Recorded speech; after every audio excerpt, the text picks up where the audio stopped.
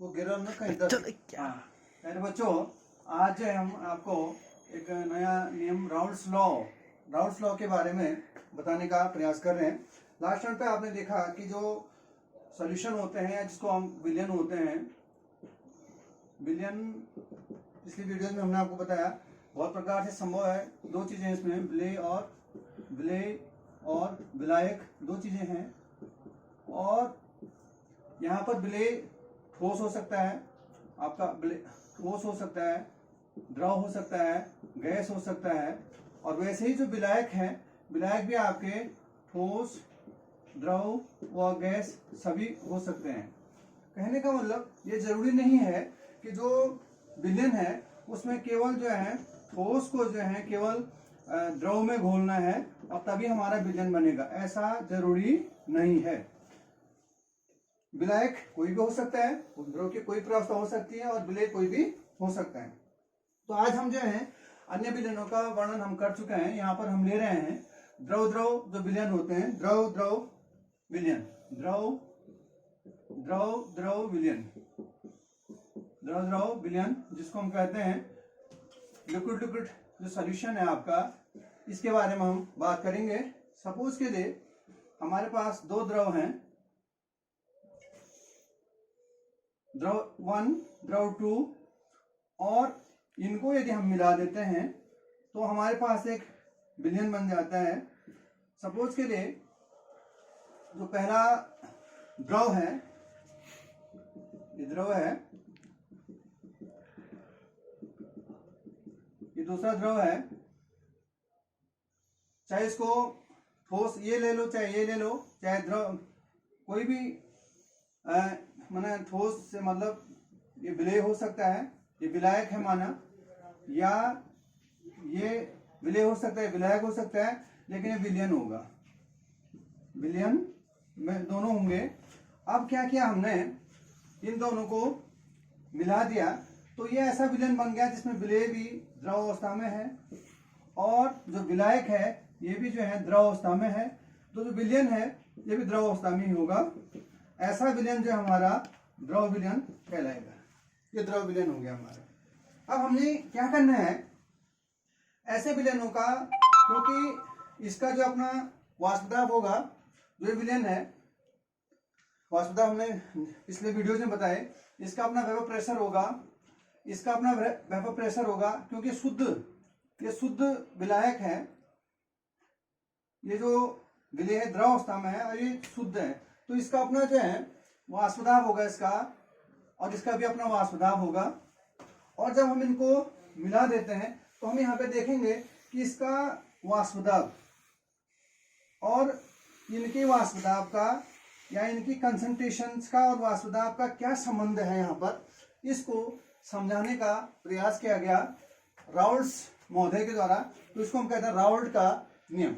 तो राउल्ट ने कहा था कि वाष्पशील द्रवों के विलयन में, वाष्पशील द्रवों के विलयन में प्रत्येक अवयव का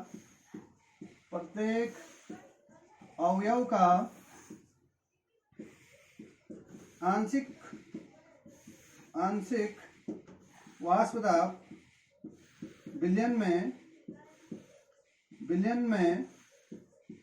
प्रत्येक अवयव के मोल प्रभाज के बराबर होता है, मोल प्रभाज के समानुपाती होता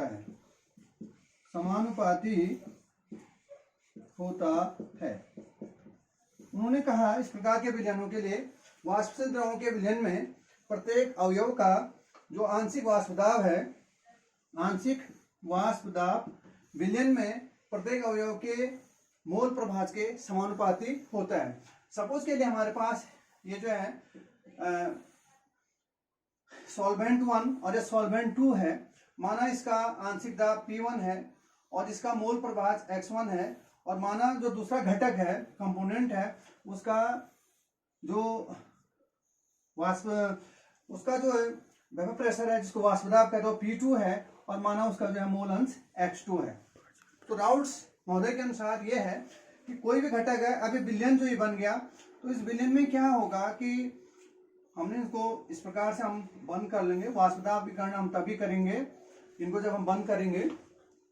तो ये कह रहे हैं कि जो वाष्पशील द्रव का जो विलयन यहाँ पे बनेगा, उसमें द्रव जो यहाँ पे जो आंशिक वाष्पदाब होगा जो है, ये जो ये घटक हैं, दोनों घटक हैं, क्योंकि यहाँ पे 1 और 2 दोनों है यहाँ पे, इन घटकों का जो आंशिक वाष्पदाब होगा, आंशिक यहाँ पे इसलिए कह देते हैं क्योंकि यहाँ पर घटक 1 भी वाष्पित होगा, घटक 2 भी वाष्पित होगा, तो दोनों का क्या होगा, वाष्पदाब होगा। उस वाष्पदाब को यहाँ पे आंशिक वाष्पदाब कहा गया है। वह आंशिक दाब जो है विलयन में उस अवयव के उस विलयन के जो है मोल प्रभाज के समानुपाती होता है। तो राउल्ट के नियम को हम इस प्रकार कह सकते हैं, घटक A के लिए P1 इज डायरेक्ट, मतलब घटक 1 का जो आंशिक दाब तो P1 था, P1 is directly proportional to, इसको हम X1 कह सकते हैं, या इसको हम ऐसे भी लिख सकते हैं P1 is equal to constant हटाना पड़ेगा, वो है यहाँ पे P10 X1, जहां पर P1 क्या है, घटक A का आंशिक वाष्पदाब। आंशिक वाष्पदाब भी समझ लो, लेकिन यहाँ पे एक से अधिक घटक है इसलिए आंशिक कहा गया है, क्योंकि इसका भी हिस्सा है, इसका भी हिस्सा है। तो आंशिक वाष्पदाब इज इक्वल टू P10, जहां पर P1 जो है शुद्ध घटक, जो ये शुद्ध घटक है, शुद्ध घटक जब उसने विलयन नहीं बनाया, उस शुद्ध घटक का वाष्पदाब P10 या P10, ये शुद्ध घटक का वाष्पदाब है। X1 जो घटक A का मोल प्रभाज है, तो इसको समीकरण नंबर 1 कह सकते हैं।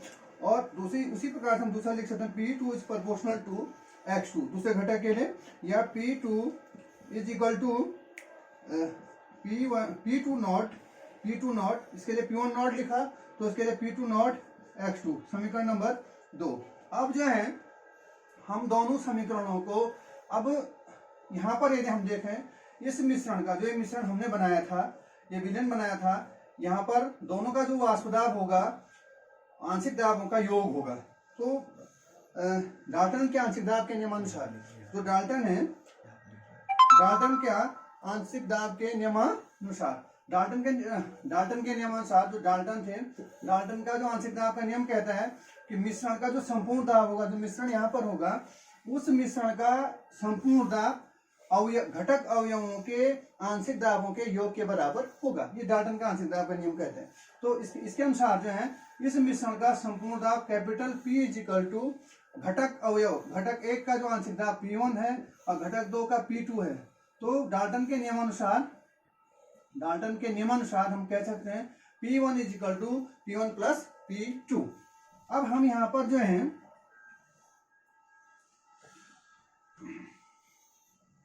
हम यहाँ पर अब इनकी वैल्यूज को रख देंगे। P is equal to P1 की वैल्यू हम रख देंगे P10 X1 प्लस P20 या P2 नॉट X2, ये हम कर देंगे। P is equal to P total, that is the P total is equal to P1। अब P10 X1 को हम लास्ट में बताया था कि मोल प्रभाजों का योग, जितने घटक होते हैं उनके सभी मोल प्रभाजों का योग 1 होता है। X1 plus X2 is equal to 1, तो X1 is equal to 1 minus X2। तो हम यहाँ पर X1 की जगह पे लिख सकते हैं, हम जानते हैं X1 plus X2 is equal to 1, तो X1 इज इक्वल टू हम लिख सकते हैं 1 माइनस X2। तो X1 की जगह पर हम क्या लिखेंगे, -1 माइनस X2। तो X1 की जगह माइनस मैंने लिख दिया 1 minus X2 plus P20 X2। अब यहाँ पर हम P total is equal to, हम इसके अंदर गुणा कर देंगे, ये हो जाएगा आपका P10 को 1 से गुणा करके P10 minus P10 X2 plus P20 X2, ये हो गया। अब P total is equal to हम इसको पॉजिटिव वैल्यू को पहले ले लेंगे, तो P10 plus P20 X2 minus P10 X2। हमने पॉजिटिव वैल्यू को पहले ले लिया और जो हमने कुछ नहीं किया, P10 plus P20 X2 minus P10 X2।